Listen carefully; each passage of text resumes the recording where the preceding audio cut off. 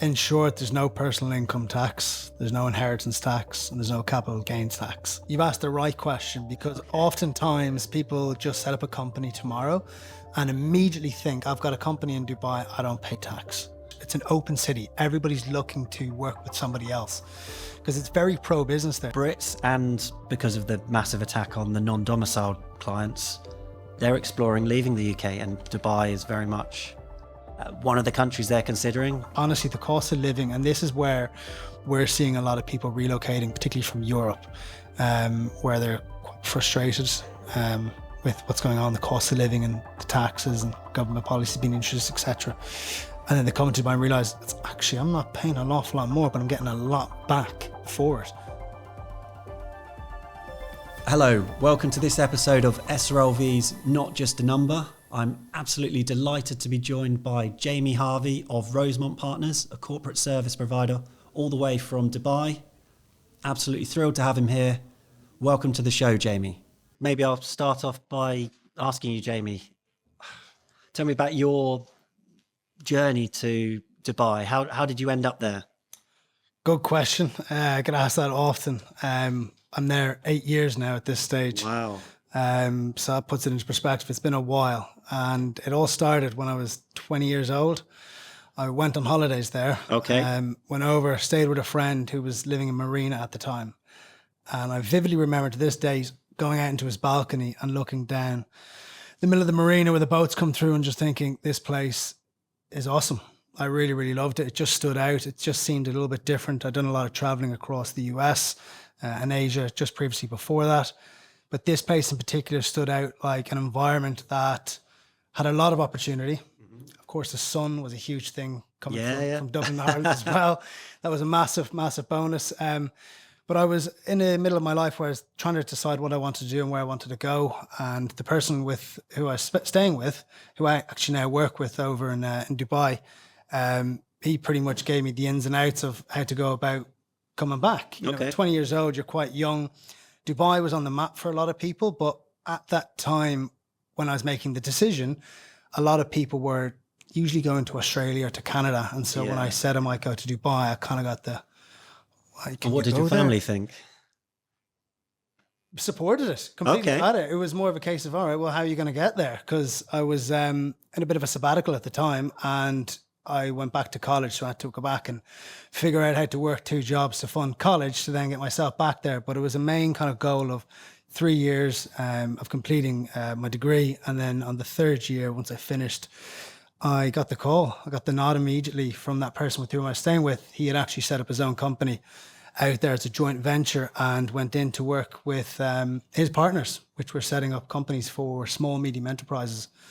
It was a whole new world to me when I first got there. And it's just been a journey ever since, from dealing with small, medium enterprise clients to large corporations and listed companies to now private clients. And I've seen the place grow, you know, from pillar to post. So much has happened across the region. And it's funny, a lot of the people at the time who questioned my move, because I had interviews for other well-known establishments in Ireland at the time, were like, it makes much more sense for you to go down this route. Because that was the typical path when you left college at that stage, that you would follow this path, you'd get that job, you know, this was, you kind of saw your life mapped out for you.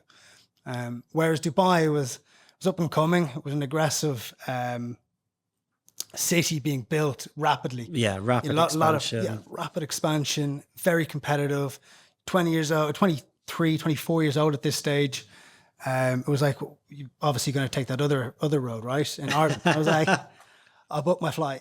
So when that landed, people were like, all right, fair enough. And it was kind of like, let's see if he comes back. And I've just been growing since and just enjoying it, you know, for everything that it has to offer. And coming back to that point about those people that were questioning it, I'm now seeing them relocating to Dubai. So they've followed your lead. They've seen it now, right? And I think it's the rest is history. Okay. And what about things like visas? Was it difficult to get a visa back then? No, very straightforward. So when you go to work in Dubai, most cases people would generally be sponsored by a company. Okay. And in that case, they must give you a visa. If a company says you get it after 30 days or 60 days, don't listen to that company. I've seen it too many times, too often. It's quite common. You're supposed to, as part of the labour law over there, you're supposed to have a working visa, and in most cases, insurance. So no, getting that done was very straightforward. They handled everything for me at the time.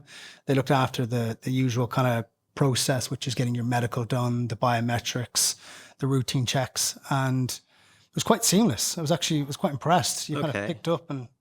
So that's the kind of employee route to get That's the the visa. employee route, yeah. I mean, so I know you and I, we both act, and we got a few mutual clients. We act for high net worth individuals who are entrepreneurs, or maybe they've sold their business and they don't need to work. What are the routes for these people?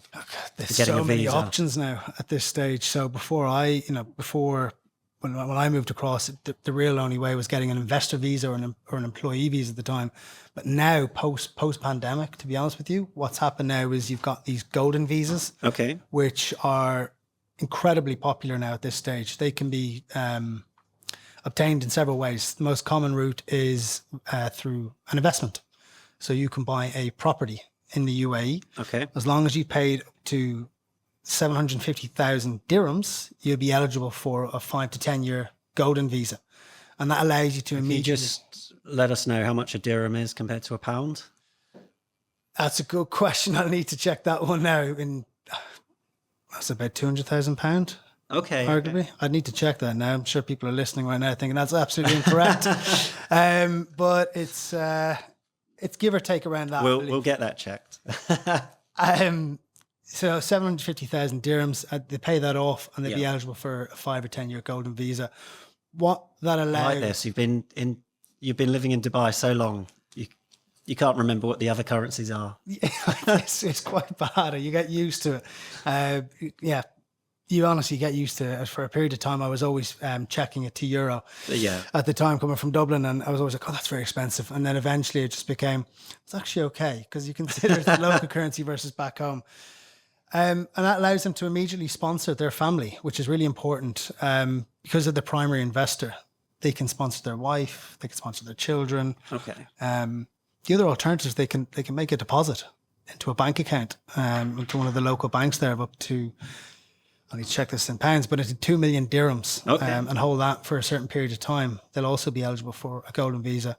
There's many other ways now, by the way, coming across. There's the length of your arm, how many visa options are available, whether it's the talent pool, particularly the healthcare sector, that's taking off now. They're trying to attract talent. They'll give them long-term visas. So there's many.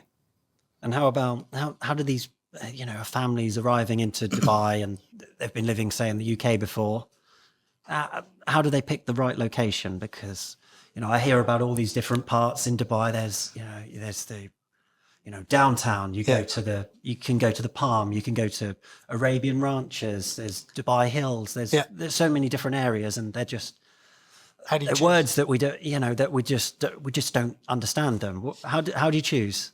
It's very difficult, to be honest. So how about a family, or how about a young professional who's maybe single? It's only going to get a little bit more challenging, by the way, because the amount of developments that are coming across now that are being developed at the moment.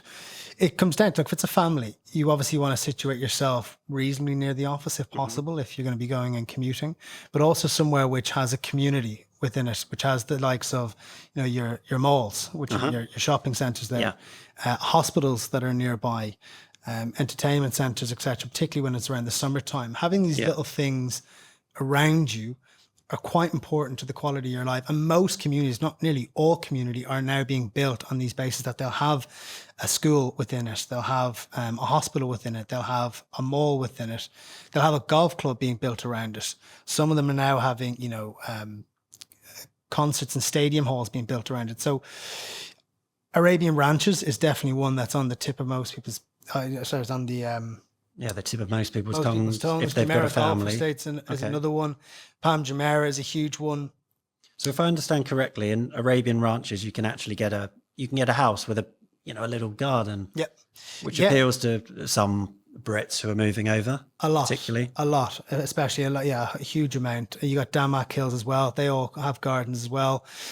You can fit them with pools if you wish to, particularly within the summer months. That's quite a nice little luxury thing to have. But they'll come with gardens, which is quite important, particularly if you have kids. I know that's quite an important point, because a lot of people assume you move to Dubai and you live in a small flat. No. You know, and it could be pristine and excellent air conditioning.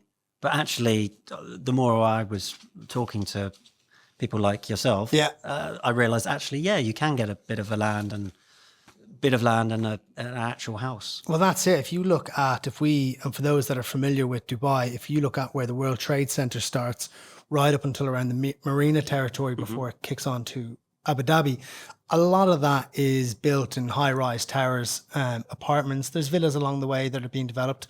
But if you go further out, this is where a lot of these communities that are being created now at this point.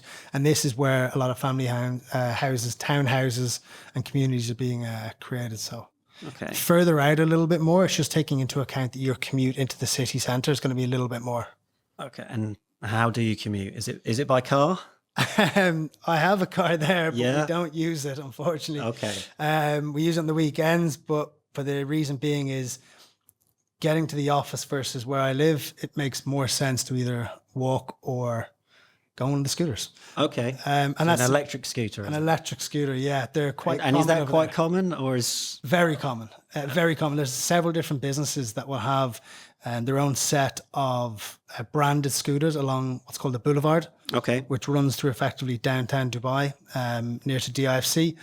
And within that, you just scan and go. Like in most of the cities are now becoming available. I see now. They're London here. There's an awful lot. But it's not something you associate with Dubai. Yeah, but but most people must surely commute by air-conditioned car. Yeah, that is definitely something within Dubai that a lot of people, because of obviously it's a tax-free environment, people definitely will buy a car rather than taking the local transport 9 times out of 10 if they can. Yeah. Particularly if they're having to commute a fair distance. So yeah, a lot of people will drive. So you mentioned tax. I guess against the backdrop of the UK, we've got a new government. They're taxing a lot. I'm seeing a lot of clients. Yeah. Brits, and because of the massive attack on the non-domiciled clients, they're exploring leaving the UK, and Dubai is very much one of the countries they're considering. In the UK, we've got 40% inheritance tax, we've got 45% income tax, we've got capital gains tax. Tell me, and I already know the answer, but tell us a little bit about the system in Dubai and the Emirates. In short, there's no personal income tax, there's no inheritance tax, and there's no capital gains tax. So this is why, if you look at it from a UK perspective, in terms of nationality-wise, they're the second highest investors into the real estate market as of 2024. That goes to show what's happening there in the region. People aren't just coming there and setting up a company and trying to save some money. They're now actually investing into the country. They're staying there longer term for these reasons alone. Yeah. It's because of these particulars. It's a very attractive point. It's not just about the tax anymore. It's now becoming about the lifestyle and other opportunities that come with it. So maybe let's talk a little bit more about lifestyle. You briefly mentioned there's golf courses everywhere. What other things can people get up to? I know you play a bit of paddle. Yeah, I mean, look, we could talk for days. There's so many different things. We've got time. When someone asked me this before, and it's almost like when someone says, what's your favorite movie? You almost can't think of it on the spot because there's so many good things to do. Dubai, there's really that way. I've got friends and new friends that have come along and they're unsure what's available to them. Whatever your hobby is, whether it be golf or paddle or cycling, there's something there for everybody. For example, I'm currently training at the moment in a triathlon. There is designated cycle paths which are up to 50 to 80 kilometers within Dubai, soon to be connecting the whole city, which is designated just for cyclists. You've got paddle courts, which are readily available, booked on an app all around you. Golf courses, some of the best in the world are within Dubai itself, and year round you can play, in some cases in the evening time. So whatever your hobby is, there's something there for everybody, whether a young child or somebody who's elderly over there going to retire. So is this a good way to meet people through your hobby? It's a fantastic way. It's a really, really good way. And it's the way I met a lot of my friends to date. And it's a great way to network too.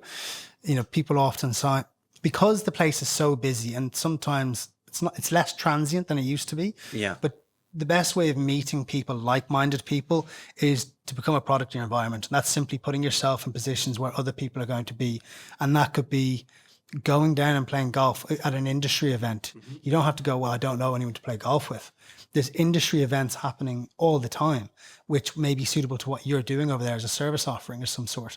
They're very much open doors for anyone to join in. It's very much, it's an open city. Everybody's looking to work with somebody else because it's very pro business there. So The business networks, are they? business network is a huge thing. So, you got the British Chamber of Commerce, which is very active over there with the Department of International Trade. Okay. They have, networking events going on every second week, give or take, and they can be industry specific. Now you can go there just to have a bit of a... And there's an Irish one too? There's an Irish one, there's a Spanish one, there's a Colombian one, an Australian one. The list goes on. There's an intercouncil, which is a combination of different countries that come together. And it's great because, you could meet somebody there, it becomes a great friend, or you could meet somebody there, becomes a key client of yours. And you tend to just go back and forth. And the most important thing I would always suggest to somebody going to these is go with an open mindset. Don't assume you're going there and you're going to find a friend the first time, or you're going to get a client the first time. Yeah. It's very much not that way. It's consistency. You need to be there. They need to see your face. It's familiarity, because people come and go in that country all the time. They want to see your face enough times. They want to get to know you. That's a very important part. Whatever you do is be consistent, because that's really where people are going to buy into who you actually are. Okay. And are you able to tell me a little bit about the different free zones? I get a lot of clients talking about DIFC, all these different acronyms, and I know a little bit about it, but maybe you could enlighten me further. Yeah, absolutely. I think if it's okay with you, I'm going to give you kind of a broader overview on the whole topic itself, because go ahead. This is the common question we always get asked, which is identifying the correct free zone or jurisdiction, for a better word, of where to set up the company. And the reason why, there's an awful lot of confusion. It's not like coming to other parts of the world or registering a company in Companies House. Here you have offshore, free zone, and mainland. Okay. It's important to understand the differences between them just on a surface level before you then dig deeper into which free zone is best suited or which mainland's best suited. So in very simple terms, offshore is effectively like an international business company. Okay. It's not there to provide any residency visas, your traditional high street banking. It's mostly online banking options and primarily used just for holding assets or participating in shares or other equities. Whereas a free zone, that would be quite popular with some high net worth private clients. It was for a period Not so of time. much. No, still is, but there's other alternative options that have become a little bit more sought after because of the frameworks were applied from a legal perspective. And I'll go on to that in just a sec. The free zone is the similar concept to an offshore in a sense that it allows you to, trade internationally. It allows you to trade inside of a designated zone, like a free zone, or with businesses. You can't deal directly with clientele, customers in the UAE. The free zone concept, is important to mention, by the way, was derived off having 100% foreign ownership. The reason being is, and this is a big... foreign as in non-Emirates. Correct. Because pre-2021, in June 1st, you had to have a local Emirati partner for setting up an LLC in Dubai. And so most companies or individuals or investors or entrepreneurs would typically float towards the free zone concept because naturally enough, they didn't have to appoint a 51% partner on paper in their business. They could have 100% in their name. They could operate online, internationally, or to other businesses, just not directly with consumers. But as of June 1st, 2021, they have amended that law and it can be 100% foreign owned. So there's no real significant advantages as there once was. The key thing then is to look at is, and this is what you should always lead with, don't be worrying about, should I be in this free zone or that free zone? Just say, do you want an office space? Start with that. Figure out where you may want to be situated in terms of your commute. Then look at your clientele. Where are they based out of? Are they mainland? Are they government sectors or semi-government owned? Because these are very important things to understand before you set up your company.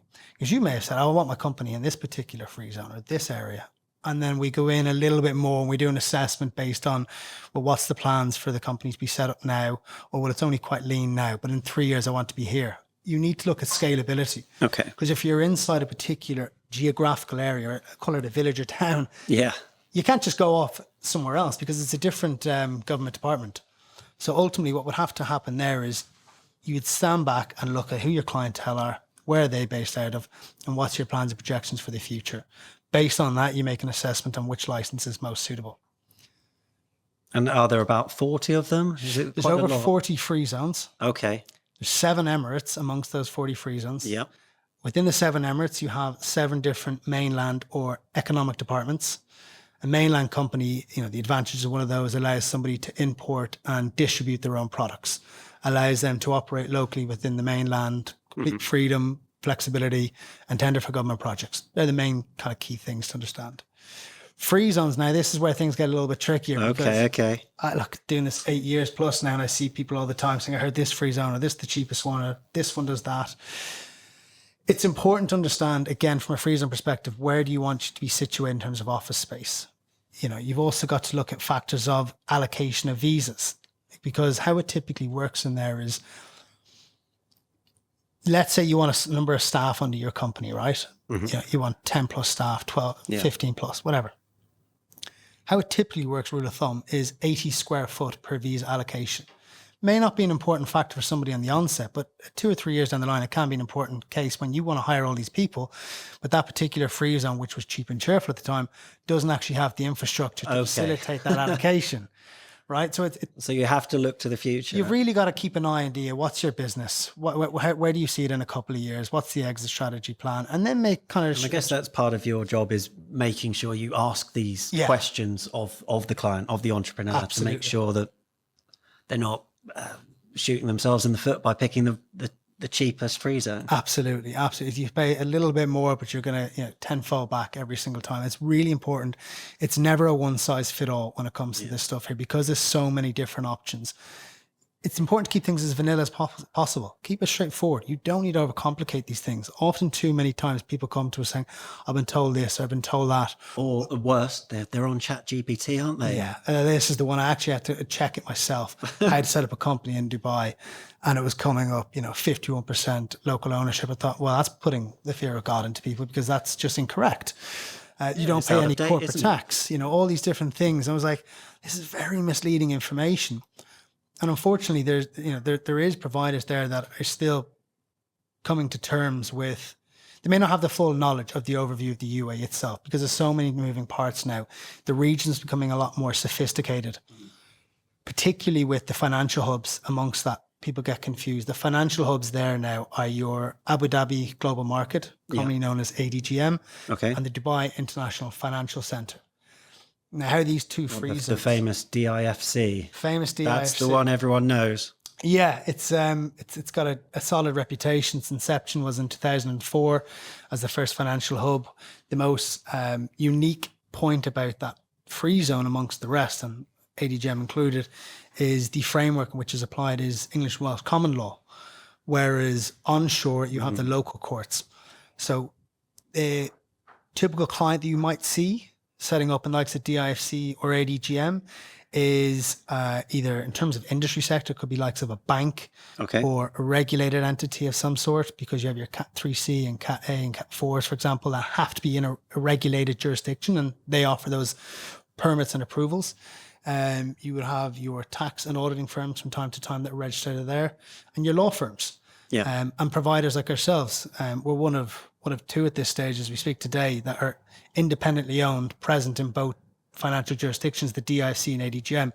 The reason being is it's quite important, because a lot of our clients are looking to set up holding companies, which are very equivalent to what people were historically doing in, let's say, British Virgin Islands or Cayman Islands.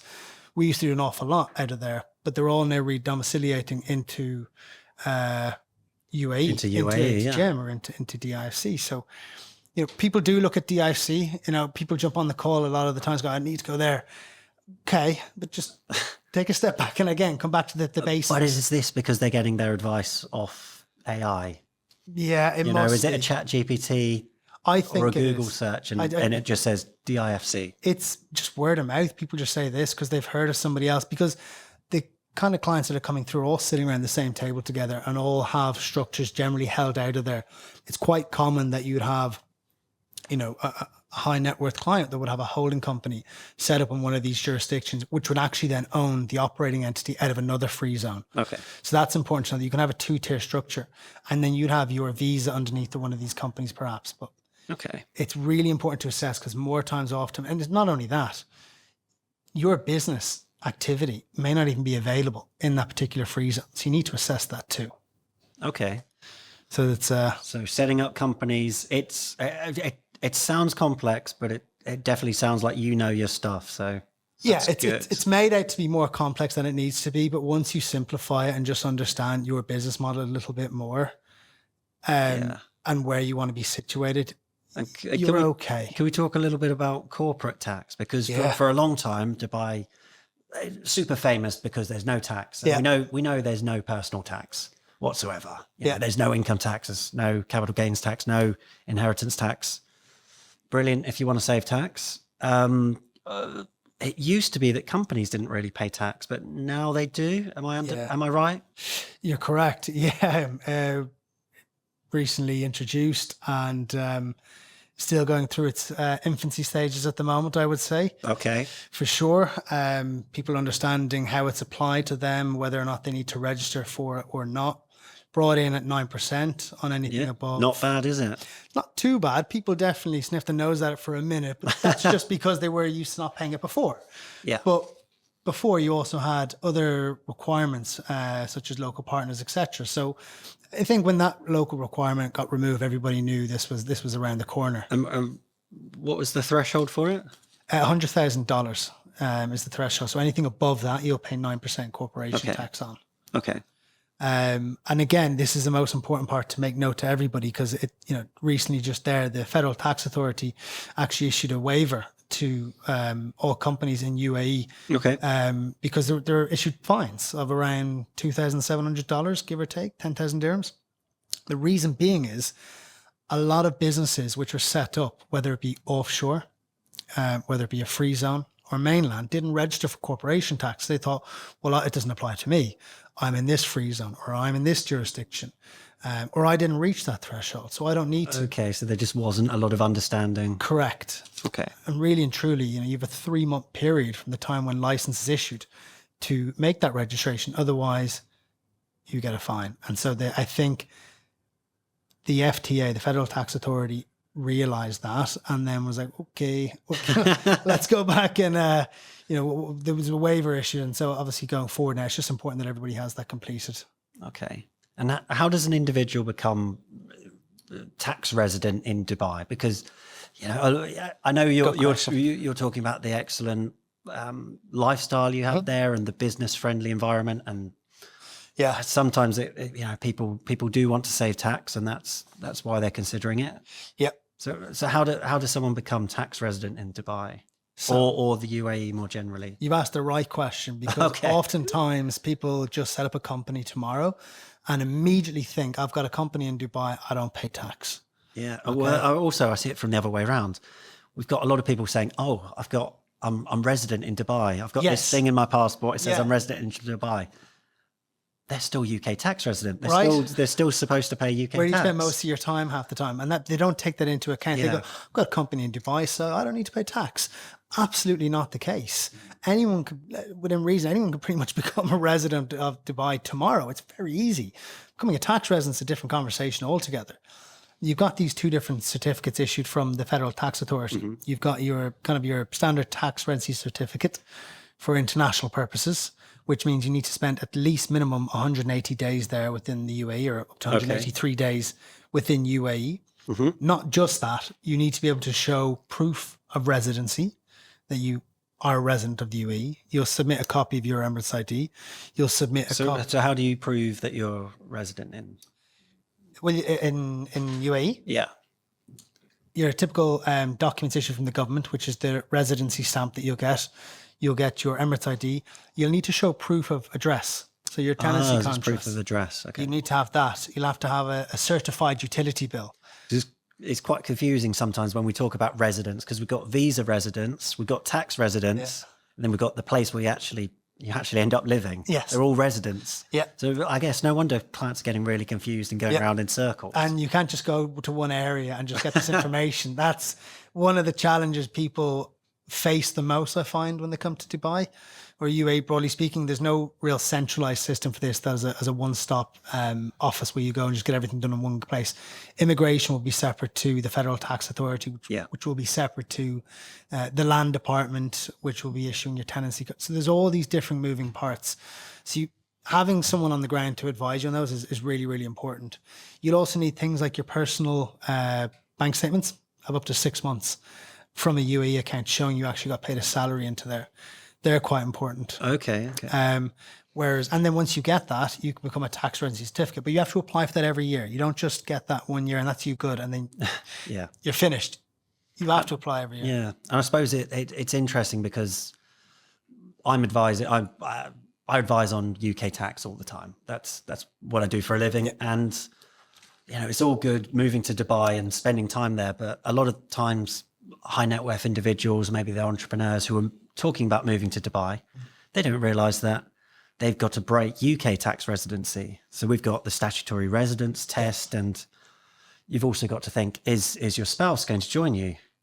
If your spouse doesn't join you, you're probably looking at 45 days that you can spend in the UK. A lot of people don't know this, by the way, like a lot. I would say majority of our clients that do come to us already have the initial tax advice. They know what they're doing because of these new, obviously there's new non-dom coming in now. This is a big part of it. But there is clients that will come across, just 2 weeks ago, we had a client in our office establishing a business here, a very successful business that they have here in the UK, and are looking to set something out there for relocating eventually and for obviously taxation purposes. But when I spoke briefly on this topic, and I say briefly because we don't give this advice, we very much would refer to yourself, for example, in these cases, and anything to do with tax advice. Always seek tax advice in your home country. Generally refrain from taking tax advice. I could be wrong now, but our rule of thumb is just don't take tax advice from somebody overseas when they're not based in that country. You live and breathe this every day, so it's really important to take that. It's mad that a lot of these people they don't realise they're moving to Dubai, but they're falling down because they didn't exit the UK tax system properly, and they're not properly.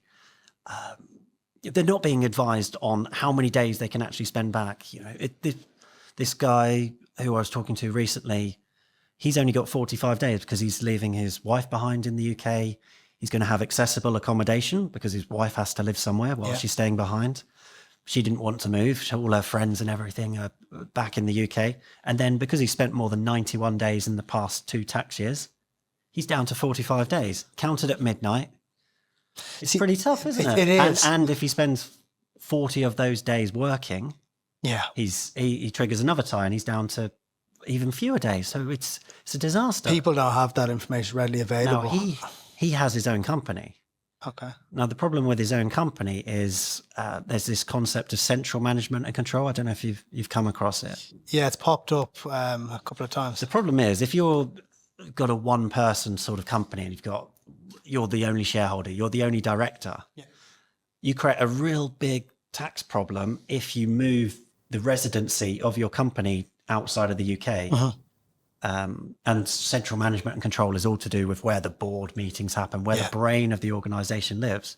If you've got a UK company, even if you become non-resident and you do everything right personally, you're actually creating a problem for the company because the company actually gets this horrific dry tax charge. It's basically deemed to have sold all of its assets. It's come up again. So that's a proper headache. People can't navigate this by themselves. There's too many moving parts. You've got to weigh it up, haven't you? Because you can come back for 45 days, but you need to run your company from the UK. So certain firms, us included, and obviously each case needs to be treated individually and assessed correctly with its own tax advice. But you have company administration services, effectively fiduciary services that you can have there in place. But you still need to assess the overall business before making sure that fits. Because again, it's not a one size fits all. You need to ensure that it covers all parties. And do you get some queries from people who they've got a successful business maybe they've got the central management and control figured out. Maybe there are other people in the UK who can run it while they're in Dubai. What about when it comes to a business exit? Do you talk to a lot of people about that? Not necessarily. To that point, they've already come to us and they've already got their advice. To be honest, where we sit, so our particular role and responsibility when it comes to this, our main focus that we like to specialize on is the company incorporation process, the compliance and annual governance. So that's expanding in the region. It's expanding it. Client has already received the necessary information and guidance that they need.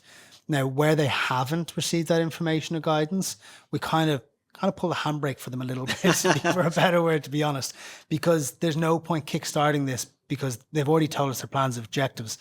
But they may need to look into this a little bit more. And this is where we'd say, look, you need to speak to a local tax advisor to make sure you have the correct information. The thing that's immediately springing to mind, because I have conversations all the time with people who think, oh, I can just hop across to Dubai for a few months, sell my company, get my millions of pounds completely free of CGT, no capital gains tax because I'm in Dubai, which doesn't have capital gains tax, and I'll just sneak back in. Doesn't work like that. No. You've got to be out and properly non-tax resident for 5 complete years, or else you get hit with this temporary tax, temporary non-residence anti-avoidance rules. Which is interesting, those things happening now. So you're seeing a shift in the type of client that's coming to Dubai now and UAE broadly speaking, in a sense that those clients, assuming they've already got their advice and they understand what they're getting themselves into. Historically, what you had was people coming and just kind of collecting their money and passing go and going on. That was kind of what it was, right? And then obviously it started with VAT was being introduced in 2018 January. So what is VAT? What rate are you at? 5%. Still compares very favorably to European countries. Yeah, massively. So I mean, look, when I still remember the exact day it was brought in, and I just moved across, and then the general manager of the Freezone I was working with at the time was like, oh dear, I wonder what this means for us. We're going to get less investment opportunities. And what I've seen over the years to date, I've been there every time. I've seen the initial reaction and it's starting to shift. The mindset shifting now is VAT was introduced. So people thought this may not be a most favorable jurisdiction for people to relocate to now anymore. Then they brought in economic substance regulation at one point in time. So I was like, how are we going to do this? And then the pandemic came along and then people thought, that's it. It felt like everybody from the outside was constantly saying, this is the time. Bubbles popping. Every time a new opportunity came out of it, Dubai kind of took a step back and reevaluated a strategy on how to attract people across, bringing those, VAT in, ESR in at the time, and then corporate tax in. People were initially worried that this might become a less favorable jurisdiction, when in fact it did the complete opposite. It made it a lot more attractive. It started to put itself on the global market, became a go-to place to relocate to now. Historically we had a lot of professional intermediaries that we worked with. Okay. That we would send business vice versa different ways, and they were dealing out of Guernsey and Switzerland, for example, where clients always wanted to have their structures held out of it and still do. Yeah. But now they're starting to look at the UAE instead. That's now getting put top of the list because the last, it's the increased governance in some of these jurisdictions, whereas the UAE became a little bit more friendlier when it came to incorporating companies and maintaining their annual compliance. Don't get me wrong, it's still a massive focus for UAE and will continue to do so. But it's just becoming on leaps and bounds, and it seems to evolve and adapt very quickly, and it's attracting more and more people now. Okay. Can we talk a little bit about the people's misconceptions? I think we were talking at one point about you're allowed to cohabit and things like that. Yeah. Because you deal with the visa situation, so you come across stepchildren. We see these conversations all the time. So people just assume just because we do the company incorporation and compliance and banking work, we don't do any of the other part. We're very much involved in the immigration aspect of it too. And that can be coming down to the sponsoring of family. So once upon a time, a number of years back, you had to, I'll give you a real case. For example, if you wanted to sponsor your child and you had your child out of wedlock and you have a new partner at that time in life, right? Which is, very normal, that's fine. But when you came to UAE, there was a different process of sponsoring, going through the visa application process. It wasn't as seamless as you might hope. Those processes have changed significantly now, where there's just a set of letters and documents you need to provide to the immigration, and you can simply sponsor your child. when it comes to, living together with your partner, if you weren't married, historically, you couldn't technically live together. All those laws have changed. They changed during the years when we changed our working week from Sunday to Thursday. They changed a lot. This is all post-pandemic. They're like, right, how do we make this place more attractive? Bring in new visa opportunities. Yep. Having children out of wedlock, fine. Living together, out of wedlock, fine. A lot of the normal things that people be familiar with back home were introduced, and this made it a lot more of an attractive place to relocate as a family. Historically, it was always your business person coming across and then them just focusing on building their own career path or business. Now it's families coming, and for the right reasons. Okay. And safety, I talk to a lot of clients, and some of them are a little bit concerned about safety in the UK. They get a sense that if you want to have nice things, they might get stolen. And I've been to Dubai a bunch of times, and I remember I remember going to the mall, and people would. I was saying this to you earlier. People would put their £20,000 handbag to save their place at a table at the equivalent of Starbucks. It's true. It does happen. You do see. You think. Geez, you always think back home. Like, if that was a home, that's absolutely I would not gone. dare do that. No, Our offices are just stones through. From Mayfair. Yeah, we would not be doing that here. It's not that I have any £20,000 handbags, but if I did, I would not be reserving a table. Well, if you had a handbag, it's okay. It's very safe. It's one of the safest countries in the world. And that's just down to its leadership of how it's built itself. It's really a no-nonsense policy. You hear a lot of stories. I always remembered hearing, can't do this, can't do that, it's dangerous. It was generally always from people who'd never been there. Yeah. And I always felt like I had a bit of a secret in my pocket that people didn't know about Dubai. And I was like, this is great. Like, no one really it's really bad. Awesome. It's really safe. I know people that don't even know where the keys are to their apartment genuinely when they go on holidays. Not saying I'd recommend it, but just to put it into perspective, it's very safe. Quite safe because maybe they live in a flat and there's a concierge and it's a little bit different to what you might be familiar with, back home in terms of apartment blocks and whatnot. The security cameras are obviously, of course, everywhere, and there's good reason, obviously, as to why it's so safe. As you mentioned yourself, you can leave your keys down, you can leave your door open. Not to suggest you do all these things, but it's things like I'm taking it from my perspective, from my wife's perspective, from my mother when she comes over, or my auntie or my sister. This seems to be a thing where it's not a thing; it's real. It's obviously women feeling very unsafe in their, in other parts of the world. And my cousin came over in November, and she couldn't believe how safe she felt. And I had to take me a minute. What do you mean? Why wouldn't it be safe? I was kind of like, Jamie, can't walk around. I wouldn't walk past this time back home when it's dark out. And you almost take it for granted. Being there 8 years plus, you just assume, why the hell would somebody do something? But it happens, and it's horrific. And these people are looking, again, not just for tax and saving money. They're now looking at a relocation from a safety perspective, a lifestyle perspective. So safety is huge. It's a massive thing. It's that people can walk around late at night, anytime, and you're going to be okay. There's a quote, I don't know if hopefully I get this right now, but the Sheikh said something along the lines of, if a lady walks in the middle of the night and says she's safe, she's in the Emirates of Dubai. It's very real. Yeah, quite it's powerful. very, very real. So it's a no. All they ask for you is just respect and have manners. Don't do something you wouldn't do at home, or don't do that. Yeah. just don't do it. I don't see why it's so difficult for people to understand these things. And then if they do, look, obviously you get a slap on the wrist, as you would anywhere. These horror stories that you hear, I've never come across them. So yeah, safety's a huge, huge thing. It's one of. Tell us a little bit about the weather. You're talking about walking around at night. It's a little bit cooler at night. At night, not now. Right now, where we're at the moment, it's a little toasty at the moment. So that's the only thing about Dubai is, look, everywhere. What time with the downsides? Well, look, it's warm. It gets very hot in the summertime. There's no shadow of a doubt about that. But one thing to know is that it's built, knowing this, and everything's inside. Whether it's your entertainment for kids, or whether it's your paddle courts, or I don't know, something to do with golf simulator, all these things. They look at like, well, what do people need, and we'll build it inside too. And we'll connect everything.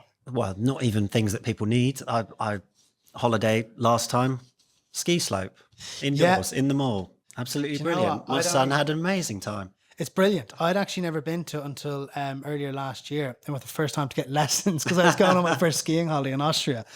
And I was like, actually, I'm going to clear the ski.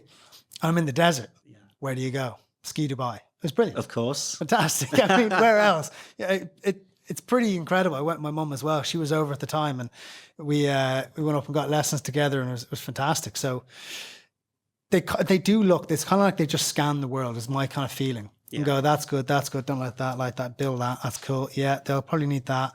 Yeah, people are looking for that. Okay, do that. That doesn't work, get rid of it. It changes very quickly, and they listen to what people want. That's actually one of the things I'd say as a highlight is the government listen to the people, and they will build those things, or they'll create those things, they'll introduce those things that are important to make it a sustainable place to live, to enjoy it, and make it, people can stay there long term, because summers are hot, but the winters are absolutely gorgeous. So people always weigh that up to me, go, it's not really hot there. Yeah.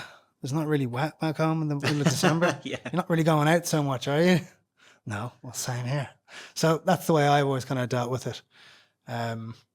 I think going back to misconceptions, you can drink alcohol. Yeah, you absolutely can. When I first moved there, I'll never forget leaving. I was leaving, handing my notice in the previous place. They're like, so you'll probably want to have a drink till you're back here again, right? I was like, what do you mean? They're like, you can't drink in Dubai. I was like, oh, wow. You obviously don't realize. Like when I went there the first time, I was like, this place is incredible. You've got, your lovely kind of wine bars and restaurants and that. Not that I was doing that at 20 years old. You're out, there was beach parties and all these fantastic things going on. There's so much going on there, but you absolutely can drink. It's a myth. It's a massive myth. Okay. Because look, a lot of people, you have your brunch culture that's there. Yeah. Or if you're just looking for just a nice place to go for a glass of wine, there's all these different types of spots for depending on who you are and what you're into. So. And attractive for high net worth types of people as well, I suppose. Yeah, absolutely. I mean, where do you start there in terms of just saving on tax, as long as they're for the long run, for one, in terms of your quality of, residential buildings and where you're staying, what you tend to get with them, every residential unit that you have or community will all come with a pool, a gym. They all have all these facilities within it. Restaurants, you got some of the best restaurants within the world there itself. Dubai is a small place. You can get from one end of the city to another end of the city in half an hour on a good day. At the moment, it's so busy, but But is that testament to how many people are moving? Yeah, it's a great it's a success problem. Put it that way. It's a great problem to have, because there's more people to work with, more opportunity. Just a pain if you're going somewhere else and you realize you're stuck here in traffic all the time. But every time I do, I got to go, well, it's better being quiet. The roads are, I can't get over how busy. It's like if I go back 8 years now at this stage, around this time of the year as it gets into the summertime, things got a lot quieter. Because summer was coming in, Eid al-Adha was coming in, and all these sorts of things were happening. So it got a little bit quieter. Almost so much, even the restaurants, they were boarded up. I thought restaurants were shut down when I first moved there. I was walking down by Jumeirah Beach Residence, JBR. Yeah. And I remember going down there for a bite to eat. I wandered around by myself. I thought, ghost town around here. And people would open up the door and you'd go in and you'd get your sushi or something. What's going on here? And then I realized, okay, it's Ramadan at the time. This makes sense. So you respect different cultures, you get used to it. It's very diverse. And then over the years, that's all changed. Permits, places stay open, the place is thriving, it's busy. Completely changed. And they expect to double their population over the next 10 years. Put it that way. That's kind of scary, right? We always say the same there at the moment. Like, population is 11.5 mil, give or take. And out of that, 10.4 mil, I believe, is expats. That's only going to be more expats coming in. So they've got to work on building the infrastructure. Down where Dubai World Trade Center is, Museum of the Future, that area is so busy because of all the exhibitions that go on there. It's near the DIFC. It's coming off the airport. they're going to pretty much build just an overlapping of bridges just to try and get around this traffic that's expected to come over the next few years. Every time you're driving down Al Khail, another road, there's another bridge being built. There's just bridge being built every second week at this stage to try and counteract what's going on here. And how about, we talk about people moving to the UK, the successful entrepreneur maybe wants to expand in the region. Families, imagine my client, his wife did agree to come with him and brought the kids. What about things like schooling? Yeah, schooling. I mean, I spoke to a friend of mine who was two young boys, and just get his initial thoughts on this recently enough, because I'm recently married itself. So you naturally start having these conversations of, that's the next thing, right? Normally. So we're looking at those options because it's important to know, because we're not planning on going anywhere, and trying to compare it to where we grew up in Dublin and what was the quality like. And he was like, I don't know how to answer that in one answer, Jamie. Like the infrastructure here is state of the art. The quality of the education, depending on what curriculum you're looking for, they're all available for one. It's up to you.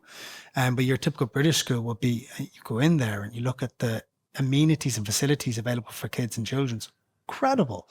In terms of like the extracurricular activities after school, in terms of your swimming pool and all these other sorts that, some schools wouldn't have growing up back home where I was from anyway. Yeah. There, it's like an academy, award-winning, like for Olympics kind of style stuff. So you've got schools which, there's some along Shakeside Road, and you've got some further afield out towards the like Des and Gems. These are ones that a lot of expats would look at. And there's other schools that people would look at as well, but it's important to look at how close you may want to be from your house as part of the commute. Yeah. I believe, I'm assuming all schools will have a bus service.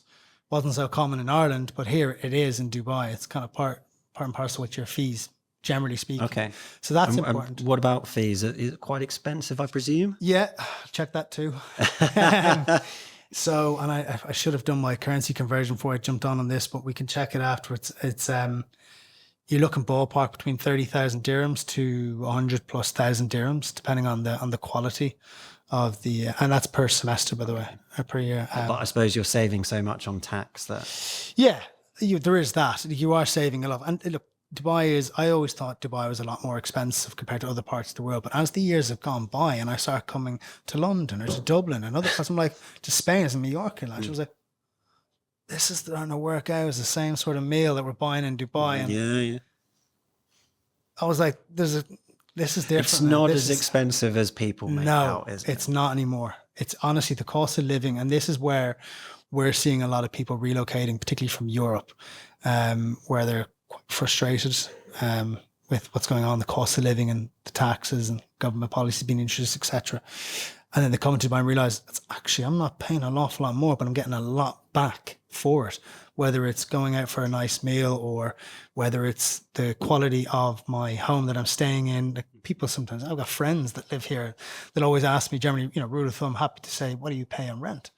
And I'll tell you, so I'll tell them what it is. And they're like, that's actually pretty good considering the location of where you're staying when you compare it to some other places. So yeah, so downtown you can live right by the Burj Khalifa and costs have gone up a little bit. I've got lucky when I got in at the time, but that's because of the demand of what's going on here at the moment. And when we look at the demand and they look at the population, the current housing availability, it's going up and up and up and up. And so the supply that's currently there can't cater for the demand at the moment. And so if you go down Shakeside Road every second week or every fortnight at this stage, you have this massive billboard that's always there. And there's multiple ones. There's a new developer every second week that's coming in with a new project being launched.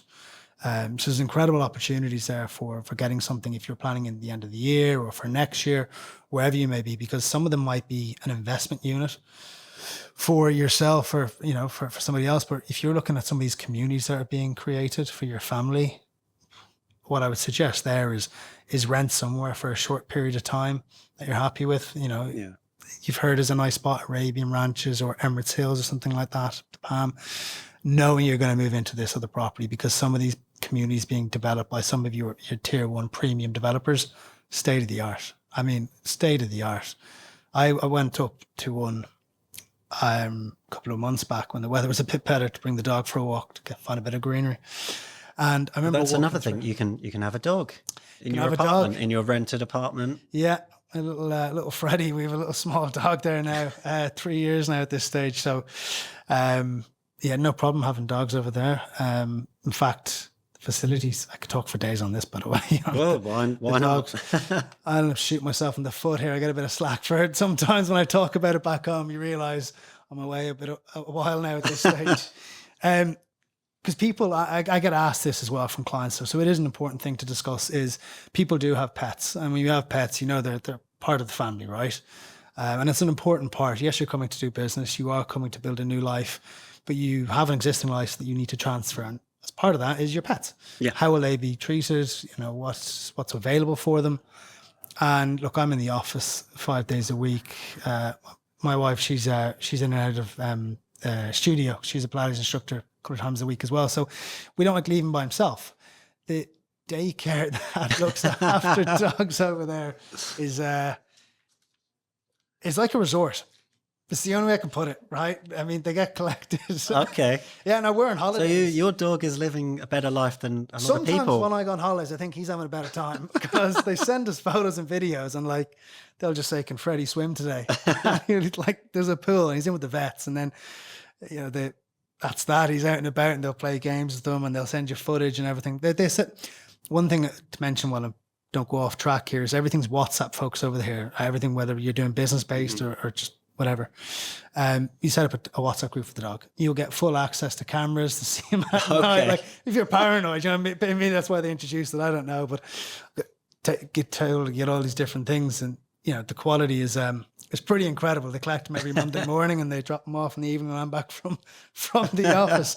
It's very well priced, and they're just important things to consider if you have pets as well, that there's a lot of different things, and there's hikes and walks that are organised by the different daycares on the weekends when the weather's better. You go out to the mountains or you get out to the dog beach, and I don't know, sometimes it's because you're not around your local park anymore where you might see the other person and these are little things that people might start to miss, because I know a lot of people that I've come across that miss the dogs that are trying to come across and don't really know what's available. And when they realise, like, oh, but it can work, it seems. this is incredible. This is amazing. So, there's a little bit. I suppose should we start wrapping things up perhaps, unless there was anything in particular you wanted to speak about that we haven't touched on yet? I think we've kind of covered all the main aspects in terms of relocating. I think it's important to know when you move across, your first year is always going to be challenging, as it would be anywhere else in the world when you're moving to a new place. And coming into Dubai, where it's so fast paced, moving, developing, things change overnight, you need to understand that it's a different culture, it's a different way of working and operating. But stick with it, and you come out to the other side. You come out to the other side loving life. You won't go back. Once you go through one year, and this is something that someone said to me before I moved. Good luck not wanting to go back home ever again. I was like, that sounds kind of scary. And now I kind of get it. It sounds terrible to say. But in terms of, look, if I was to give 3 key tips or 3 takeaways for somebody looking to move into Dubai, the first one would be whatever your hobby is, join a club that suits that. You'll meet like-minded people. The second one is say yes to pretty much everything that you get an invitation into. And the third one would be join a networking business council and be consistent showing up there for a period of time. You never know who you might meet. There's a lot of opportunity to be found within them and a lot of great people. Okay, and that's how to make a success of moving to Dubai or the Emirates. Yeah.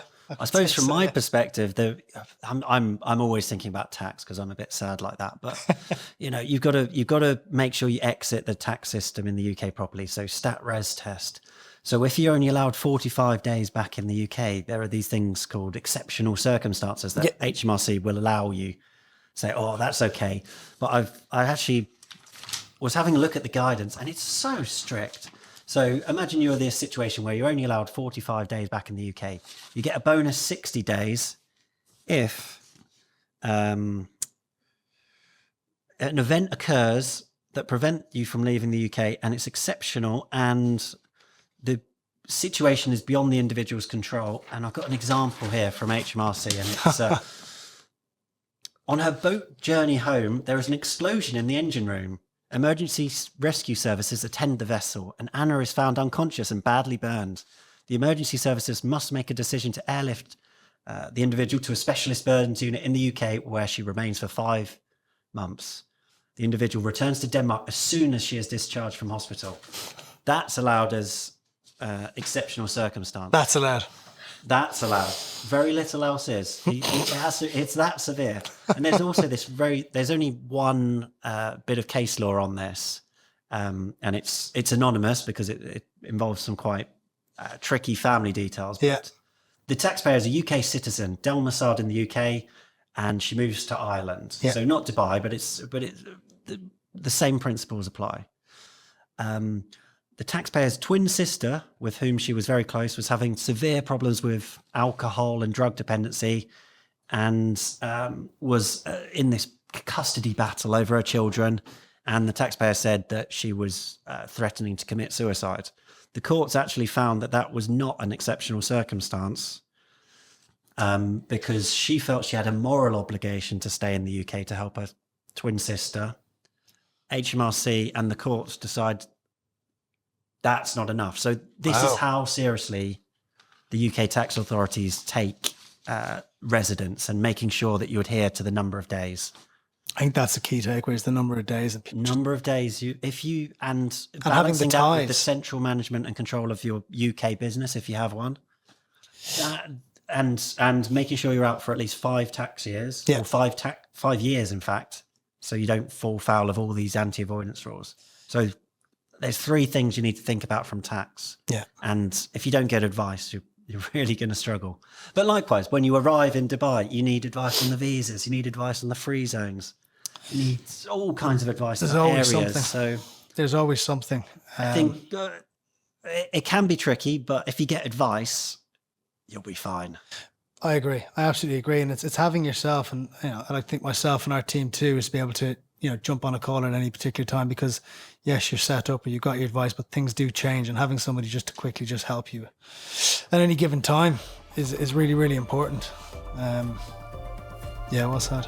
Well, thank you very much for your time. Thank you. Good to Appreciate it. see you. Yeah.